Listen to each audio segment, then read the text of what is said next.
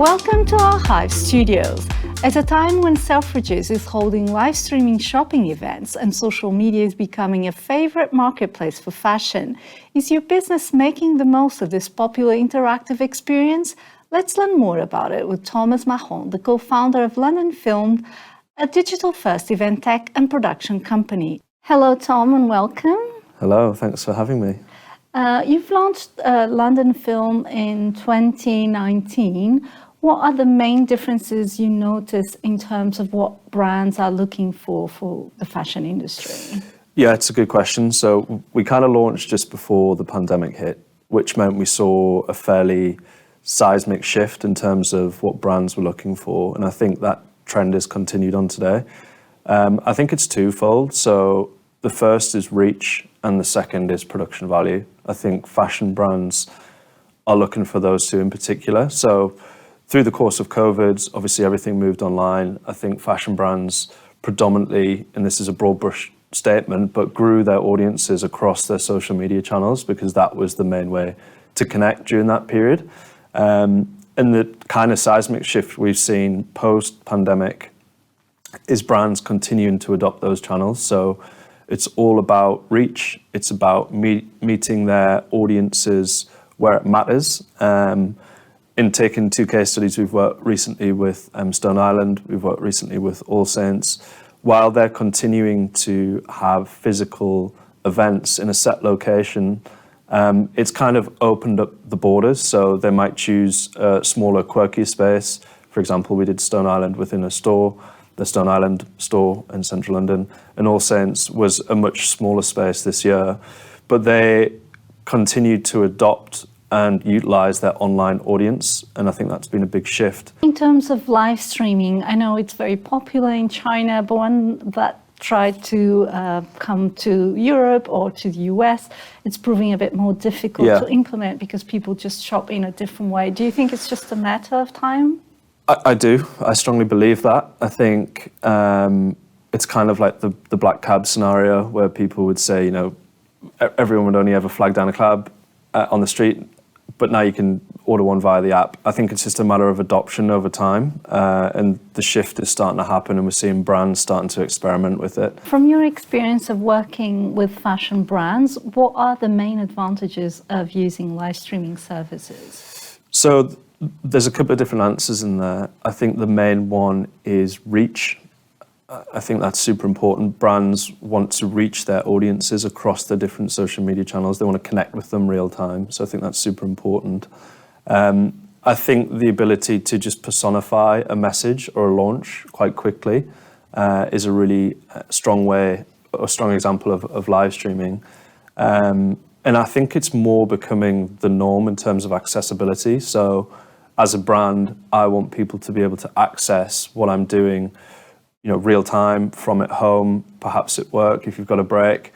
So instead of saying, okay, we've got a set time with in a set location, it's actually a lot more inclusive. Simon Sinek did use live streaming across all social media at the same time, and many luxury brands do that when they're having their show in Paris or in Milan.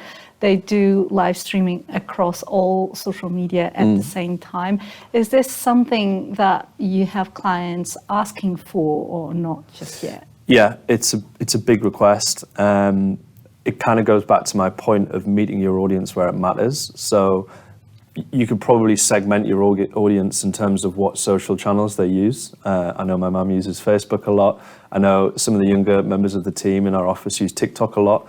So it's really the breadth of which you can target. So we call that simulcasting. So essentially you are streaming out the same output to multiple different social channels. Selfridges has recently streamed its first live streaming event in Cantonese for clients in China. What can independent retailers and small brands do to jump on the bandwagon, but with a limited budget? Yeah, it's a tricky question, kind of comparing Selfridges to small independent retailers. And I know the market's quite challenging at the moment. We've got all the talk about cost of living, so on and so forth, which I'll not get into. But to answer the question directly, for a smaller brand to kind of tap into that, which I think is the right thing to do, it's really self-education. So We have a lot of information on our website in regards to how we've executed live streams. Obviously, you kind of take that blueprint and do it yourself if you're a small independent retailer, but you can take snippets from it and try and execute on a one-to-many basis. And by that, I mean using your own platform to stream to your audience. From a live perspective, for smaller retailers, it's perhaps better utilized in terms of a launch, or we have an offering in store, or we have, maybe an influencer coming in to try on some of our clothes. Kind of just getting messages out there, I think, is the best way to use it on a smaller scale. Moving forward, how do you see the future of live streaming for shopping? Oh, wow. Well, I guess I always liken it to QVC and the success you've seen there, but I think that also has, that targets a certain demographic. I think live streaming moving forward is, for brands, is going to be particularly powerful. I think the key things that people need to focus on are production quality, getting it right. There's no room in this world for kind of errors in what's being done. I think timing's a big one. So one thing we've learned, and we work with a couple of different research companies that have helped us with this, is looking at when you actually stream out. So if people are at work and they're your target audience, then perhaps that's not the best time. So the time of day in which you stream is super important. So I think that's something that people need to look at as they move forward. But I think the future of live streaming for fashion brands is exciting. I think there's more and more platforms coming online. I think brands need to be clever with how they're doing it. So they need to not assume that they're going to do a live stream and everyone's going to join and buy. They're going to have to run quite focused campaigns. I think they're also going to have to utilize influencers, whether they're micro or people internally, to run them, so they've got their own pre-made audience that they can bring to the live stream.